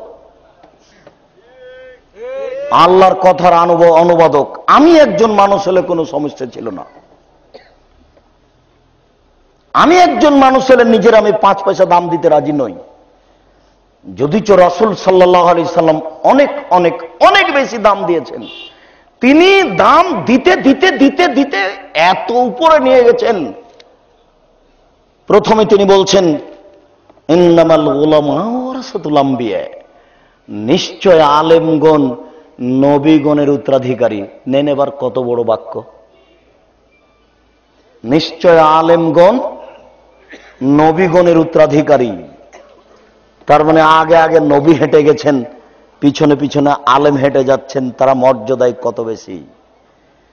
তিনি মর্যাদার কথা বলতে বলতে বলতে বলছেন যে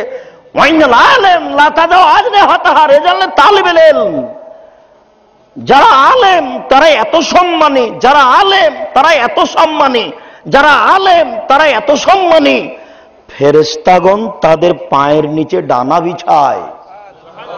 বলো তো যুবক, আমি এই বাক্য কি দিয়ে বুঝাই জাতিকে? বিদ্বানগঞ্জ যেটা বলেছেন সেটাই ঠিক। কি?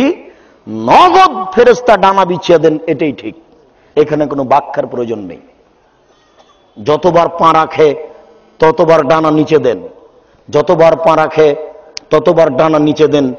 আল্লাহ রাসূল যেটা বলেছেন সেটাই ঠিক, এখানে ব্যাখ্যার কোনো প্রয়োজন নেই। তিনি বলেন, ওয়াইনাল আলেম ইস্তাগফির লাহু মান ফিস সামাওয়াতি ওয়া মান ফিল আরদ ওয়ালা হাইতান ফি জাওফিল মায়ে। যারা আলেম তাদের জন্য ক্ষমা চাই আকাশে যা কিছু আছে, তাদের জন্য ক্ষমা চাই জমিনে যা কিছু আছে। যারা আলেম তাদের জন্য ক্ষমা চাই পানির পেটে মাছ। যারা আলেম তাদের জন্য ক্ষমা চাই গর্তের মধ্যে পিপিলিকা। সব কিছু ক্ষমা চাই। একজন আলেমের জন্য ক্ষমা চাই এই কাগজটা, একজন আলেমের জন্য ক্ষমা চাই এই মুখের এই অবুড় পিঠে মুখাটা, একজন আলেমের জন্য ক্ষমা চাই এই মোবাইল, একজন আলেমের জন্য ক্ষমা চাই বাল্বটা। সারা পৃথিবীর জীবজন্তু, কীট পতঙ্গ, পদার্থ, জড় পদার্থ, যা কিছু আছে আকাশ জমিনে, সব কিছু একজন আলেমের জন্য ক্ষমা চাই। আল্লাহ, আলেম মানুষ তুমি তাকে ক্ষমা করো। আল্লাহ ও আলেম মানুষ তাকে তুমি ক্ষমা করো। বলো যুবক, আমি তোমাকে কি দিয়ে বুঝাই? রাসূল সাল্লাল্লাহু আলাইহি সাল্লাম আলেমদের কত মর্যাদা উল্লেখ করেছেন। ওই মুখেই বলছেন, একটু দেখো, ওই মুখেই বলছেন, আমার জীবনে 3টি বড় ভয়, আমার জীবনে 3টি বড় ভয়। তার 1 নম্বর বড় ভয় হচ্ছে আইম্মাতা মুজিল্লিন, ভ্রান্ত হুজুর। নেও এবার, হুজুর ভ্রান্ত হবে এ কথা ঠিক, হুজুর ভ্রান্ত হবে এ কথা ঠিক, হুজুর দিনকে বিকৃত করবে, বক্তৃতা হোক আর কলমে হোক, এ কথা ঠিক। সম্মানিত উপস্থিতি, বলছিলাম আবু হুরায়রা রাদিয়াল্লাহু তাআলা আনহু বলেন, রাসূল সাল্লাল্লাহু আলাইহি ওয়াসাল্লাম বলেছেন, মান সালাকা তারিকান ইয়াতলুবু ফীহি ইলমান সাহালাল্লাহু লাহু তারিকান ইলাল জান্নাহ। কোন মানুষ যদি শিক্ষা অর্জনের জন্য বাড়ি থেকে বের হয়ে যায়, তাহলে আল্লাহ তার জন্য জান্নাতের পথকে সহজ করে দেন।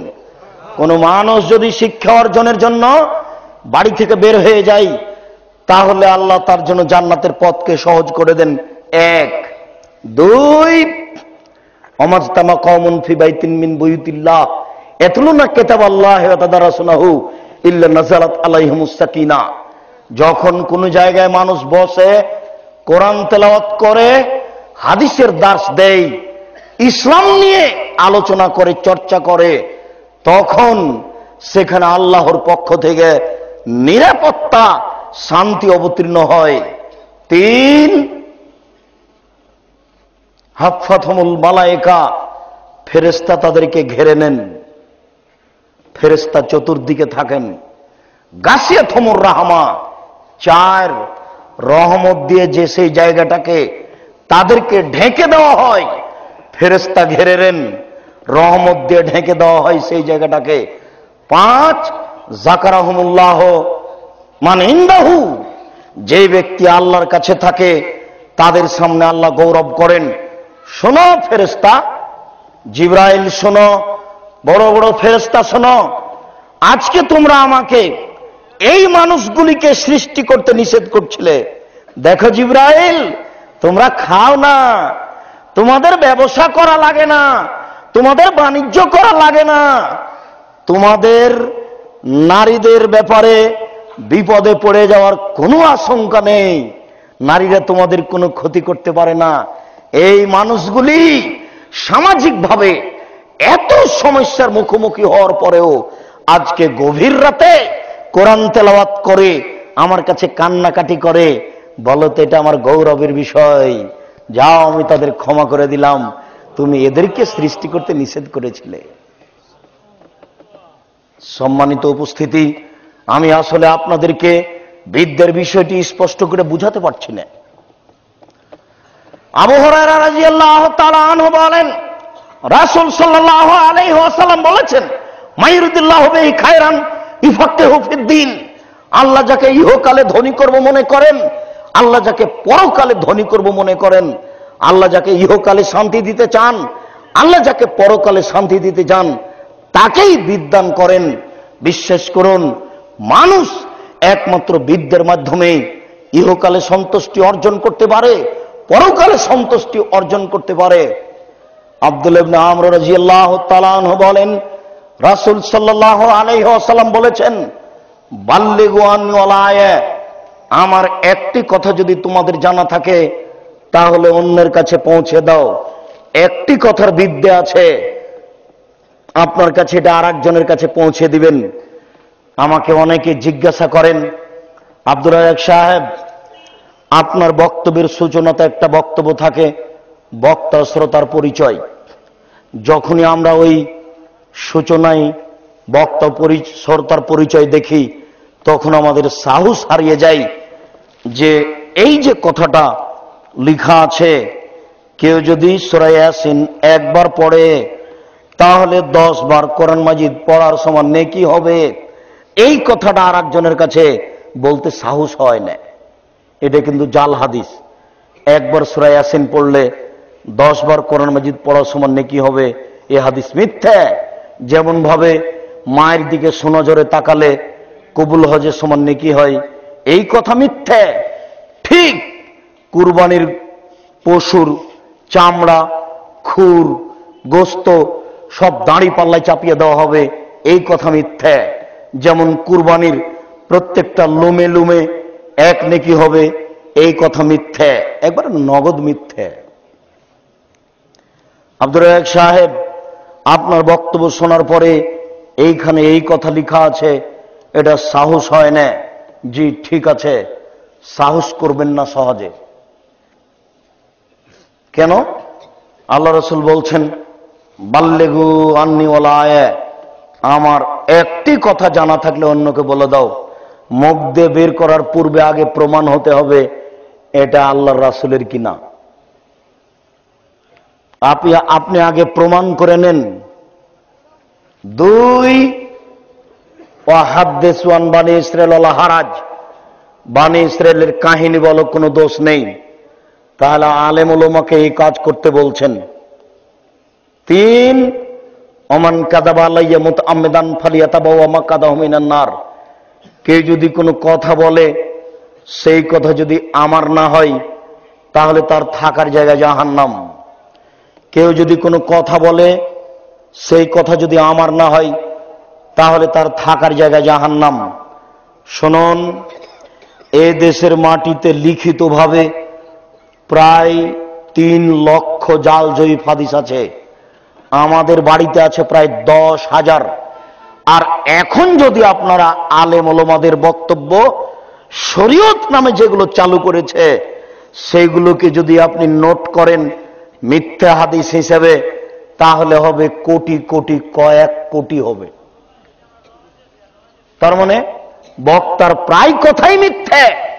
এই জন্য আল্লাহর রাসূল বলছেন, বাল্লিগু আন্নি, আলেম মানুষ তোমরা, আমার একটি কথা জানা থাকলে অন্যকে বলে দাও। 2, বানি ইসরাঈলের কাহিনী বলো, কোনো দোষ নেই, সঠিক কাহিনী হতে হবে। 3, কেউ যদি কোনো কথা আমার দিকে ধাবিত করে সেই কথা যদি আমার না হয় তাহলে তার থাকার জায়গা জাহান্নাম। শুনুন যুবক, তোমাকে আমি এই জন্য আরো কঠিনভাবে বলি যে সে আমার দোস্ত দুশ্মন সে কথা আমি বলছি না। আমরা জানি যে তারা মুসলিম, মানুষ মাত্র ভুল ত্রুটি হতে পারে। 71 সালে যে পাপ হয়েছে সেই পাপ তুমি পেপার পত্রিকায় লিখলে, বলো তুমি মুসলমান না অন্য কিছু? তুমি নিজেকে বলো তো যে আমি মুসলিম, দেখি তোমার সাহস। আমি কেন? রাসূল সাল্লাল্লাহু আলাইহি সাল্লাম বলেছেন, মান সাতারা মুসলিমান সাতারাহুল্লাহু ফিদ দুনিয়া ওয়াল আখিরাহ। কেউ যদি কোন মুসলমানের দোষ ত্রুটি ঢেকে রাখে তাহলে আল্লাহ বিচারের মাঠে তার দোষ ত্রুটি ঢেকে রাখবেন, তাকে আল্লাহ জান্নাতে দিয়ে দিবেন।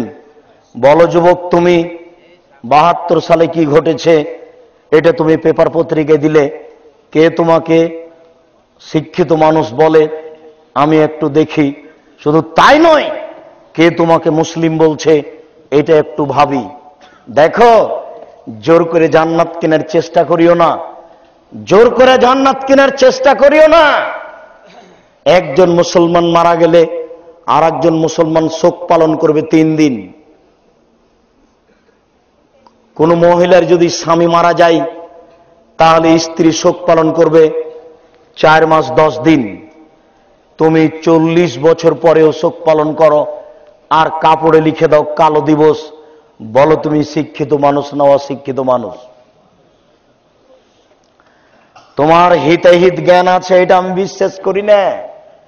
ডান পায়ের জুতা আগে পড়তে হবে কি বাম পায়ের জুতা আগে পড়তে হবে এই বিদ্যা তোমার কাছে আছে এটাই আমি বিশ্বাস করি না।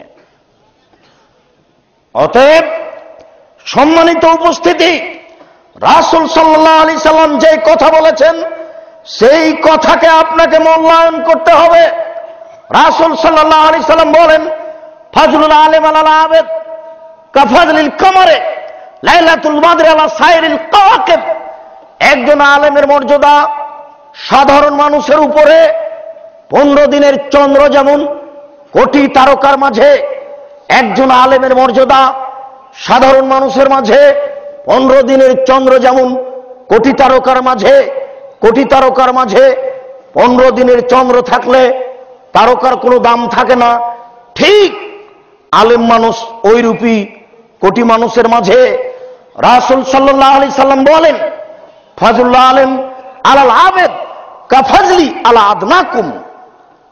একজন আলেমের মর্যাদা সাধারণ মানুষের উপরে আমার যেমন মর্যাদা যারা রিক্সা চালক, ভ্যান চালক, দিনমজুর, মেথর, মুচি তাদের মাঝে আমার যেমন মর্যাদা সাধারণ মানুষের মাঝে, ঠিক তেমনি একজন আলেমের মর্যাদা সাধারণ মানুষের উপরে। সম্মানিত উপস্থিতি, আমি আপনাকে এসব বাক্যগুলি কি দিয়ে বুঝাই? রাসূল সাল্লাল্লাহু আলাইহি ওয়াসাল্লাম বলেন, খায়রুকুম মান তাআল্লামাল কোরআন ওয়া আল্লামাহু, সবচেয়ে উত্তম মানুষ হচ্ছে ওই ব্যক্তি যে ব্যক্তি কোরআনের শিক্ষা অর্জন করে এবং আরেকজনকে শিখিয়ে দেয়। সম্মানিত উপস্থিতি, আপনাকে মনে রাখতে হবে, বিদ্যে বলতে কোরআনের বিদ্যে, বিদ্যে বলতে কোরআনের বিদ্যে। আরো আপনাকে মনে রাখতে হবে আরো যেগুলো আনুষঙ্গিক বিদ্যা রয়েছে সেগুলো এর সহযোগী বিদ্যে, মূলত সেটা বিদ্যে নয়। এখানে আমার একটা পরামর্শ থাকছে, জোরালো পরামর্শ। সেটা হলো এই, বর্তমান পৃথিবীতে, বর্তমান বাংলাদেশে হাই স্কুল, প্রাইমারি, কলেজ, বিশ্ববিদ্যালয় যেগুলি চলছে এগুলি হচ্ছে রবার্ট ক্লাইভের পরিকল্পনার প্রতিষ্ঠান। এগুলো সব এনজিও। শুধু যে গ্রামীণ ব্যাংক, আশা, ব্র্যাক এনজিও এ কথা ঠিক নয়। হাই স্কুল, প্রাইমারি, কলেজ, বিশ্ববিদ্যালয় এগুলো হচ্ছে ইংরেজদের বানানো সংস্থা। এগুলো হচ্ছে তাদের পরিকল্পনার একটা প্রতিষ্ঠান। এই দিয়ে কোনোদিন আপনি জাতির উপকার করতে পারবেন না। সত্য সত্যই যদি জাতির উপকার করতে হয় তাহলে নতুন ভাবে আপনাকে মাঠে নামতে হবে। আমি আপনাকে একটা পরামর্শ দিতে পারি এইভাবে, ভিখারুন্নেসাতে ছাত্র ভর্তি হবে, ভর্তির সুযোগ হবে এই, কোরআন যার সবচেয়ে ভালো মুখস্থ প্রমাণ হবে সেই হবে 1 নম্বর ছাত্র। এটা একটা পরামর্শ। ভিখারুন্নেসা স্কুলে, ঢাকা সরকারি কলেজে যিনি ইংরেজি পড়াচ্ছেন তার বেতন হবে মাসে 50,000। যিনি আরবি সাবজেক্ট পড়াচ্ছেন তার মাসে বেতন হবে 1 লক্ষ। যদি আপনি সামাজিকভাবে বিদ্যার পরিবর্তন আনতে চান তাহলে এই পদ্ধতিতে আসতে হবে, তাহলে এটা সহজ হতে পারে। এখানে আপনাকে এই জন্য এই পরামর্শ দিচ্ছি, মানুষ আসল বিদ্যা বলে ভুলে গেছে। এটার একটা কারণ, এই কলেজ, বিশ্ববিদ্যালয়, এই বিদ্যার সূচনা হচ্ছে 0 থেকে, আর কোরআনের বিদ্যার সূচনা হচ্ছে আকাশ থেকে। কিভাবে? যুবক শোনো, যে ব্যক্তি সর্বপ্রথম 2 পাস তার শিক্ষক হলেন 1 পাস। যে ব্যক্তি সর্বপ্রথম 3 পাস তার শিক্ষক হলেন 2 পাস। যে ব্যক্তির শিক্ষক যে ব্যক্তি সর্বপ্রথম ম্যাট্রিক পাস তার শিক্ষক হলেন ক্লাস 9 পাস। যে ব্যক্তি সর্বপ্রথম বিএ পাস তার শিক্ষক হলেন ইন্টার পাস।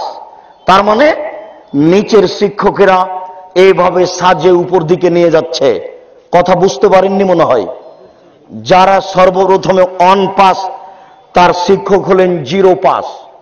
এবার বলেন আপনি, রবার্ট ক্লাইভের পরিকল্পনায় যে বিদ্যা আপনার ছেলে মেয়ে দেখছে এর সূচনা 0 থেকে। যেসব বিদ্যা আপনার ছেলে মেয়ে দেখছে এর সূচনা 0 থেকে কি করে কল্যাণ আনতে পারে? ও তো দাড়ি চাঁচবেই, ও তো টাকনুর নিচে প্যান্ট পরবেই, ও তো সুদের অঙ্ক কষবেই, ও তো ব্র্যাকে চাকরি করবেই, ও তো ব্যাংকে চাকরি করবেই। কেন? তার সূচনাই হচ্ছে 0। আর আল্লাহ প্রদত্ত বিদ্যা যেটা, সেটা হলো আকাশ থেকে, উপর থেকে। দেখুন এর সূচনাই ভিন্ন। আল্লাহ তাআলা বলছেন, ইকরা বিস্মি রাব্বিকাল্লাযী খালাক, খালাকাল ইনসানা মিন আলাক। আপনি পড়ুন আপনার প্রতিপালকের নামে। বিশ্বাস করুন। এই যুবক, তুমি শুনে রাখো, পৃথিবীতে এমন কোন বিদ্যার বই পাবা না, সেটা ইংরেজি হোক, বাংলা হোক, আর কোন খ্রিস্টানের ভাষায় হোক, চাইনা ভাষায় হোক, পৃথিবীর যেই ভাষায় হোক না কেন, সূচনাটি শুরু হয়েছে প্রতিপালকের পরিচয় দিয়ে। এরকম কোন বিদ্যা তুমি খুঁজে পাবা না। আমি মনে হয় বুঝাতে পারলাম না। একটু দেখুন, ইকরা বিস্মি রাব্বিকাল্লাযী খালাক। আপনি পড়ুন আপনার প্রতিপালকের নামে। দেখেন প্রতিপালক দিয়েই শুরু। এই ছেলে, তোমার একটু পড়াটা দেখবে? তোমার পড়াটা দেখো। তোমার পড়াতে লেখা আছে ইংরেজিতে হ্যালো। হ্যালো দিয়ে শুরু। হ্যালো বলে কাকে জানো? কুকুরকে ডাকে হ্যালো বলে। যারা ইংরেজি শিক্ষিত বেশি তাদেরকে জিজ্ঞাসা করে দেখো, হ্যালো শব্দটা কুকুরকে ডাকার জন্য ব্যবহার হয়েছে। আমরা হ্যালো বলি না। যখন মোবাইলে রিং হয় তখন আমরা বলি অন করে দিয়ে, আসসালামু আলাইকুম, জি কে বলছিলেন? আর যদি নাম্বার দেখে বুঝতে পারি যে হিন্দু, তাহলে বলবো জি ধন্যবাদ, কি যেন বলছিলেন। আমরা হ্যালো বলবো না। কেন? ওর সূচনাই ভুল। শুনুন, মহান আল্লাহ বলেন, আর রহমান আল্লামাল কোরআন খালাকাল ইনসান। রহমান যিনি, কোরআন শিক্ষা দিয়েছেন তিনি, মানুষ সৃষ্টি করেছেন তিনি। তাহলে বোঝা যাচ্ছে শিক্ষা বলতে কোরআন, বোঝা যাচ্ছে শিক্ষা বলতে কোরআন, বোঝা যাচ্ছে শিক্ষা বলতে আল্লাহর পরিচয়। যখন মানুষের ভিতরে চলে আসবে শিক্ষার মাধ্যমে আল্লাহর পরিচয়, নবীর পরিচয়, আকীদা আদর্শ ঠিক হয়ে যাবে, তখন ওই ছেলে দ্বারা ক্ষতি করা, পাপ করা, অন্যায় করা তার জন্য সহজ হবে না। সম্মানিত দিনী ভাই, আমি আপনাদেরকে এই অংশে এসে আমরাও ক্লান্ত বোধ করছি। আর আজকে আমাদের অনেক বক্তা আগে থেকে বক্তব্য দিচ্ছেন। আমি আপনাদেরকে এই অংশে এসে বলছি যে সময় সাপেক্ষে আমরা বিষয়ভিত্তিক আপনাদের সামনে কথা পেশ করব ইনশাআল্লাহুল আজিজ। আমরা চিরদিন থাকবো না। আমাদের হাতের বইগুলি আপনাদের হাতে থাকবে। বিশেষভাবে আমার জীবনে যেসব বক্তব্য দিয়েছি, উপদেশ নামে বইটিতে প্রায় সব লিখে দিয়েছি। উপদেশ নামে বইটি আপনি সংগ্রহ করুন। আর তাফসির হচ্ছে ব্যতিক্রম তাফসির, ওই তাফসির বইটা সংগ্রহ করুন। 120 টাকা 130 টাকা আপনার কাছে যেন বড় কিছু মনে না হয়। এমনিতে সামনে গিয়ে টাকা হারিয়ে যাবে। আপনি বইগুলি স্টেজ থেকে সংগ্রহ করুন। বিশেষভাবে উপদেশ আর তাফসির, অন্যান্য বই থাকলে দেখুন। আমরা আপনাদের কিছু জিজ্ঞাসার উত্তর দিই। আসসালামু আলাইকুম।